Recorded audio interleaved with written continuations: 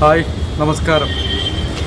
നമ്മളെല്ലാവരും മഴയ്ക്ക് വേണ്ടി കാത്തിരിക്കുന്നതാണ്. കേരളം മൊത്തം എന്ന് വരും എന്നുള്ള പ്രതീക്ഷയോടുകൂടി മഴയ്ക്ക് കാത്തിരിക്കുന്നത്. കാലാവസ്ഥ നിരീക്ഷണ കേന്ദ്രങ്ങളാണെങ്കിൽ അടുത്ത ആഴ്ചക്കുള്ളിലുണ്ടാവും, അടുത്ത ദിവസം ഉണ്ടാവും എന്നൊക്കെ പറഞ്ഞിപ്പോൾ 15 ദിവസത്തിന് മേലെയായി.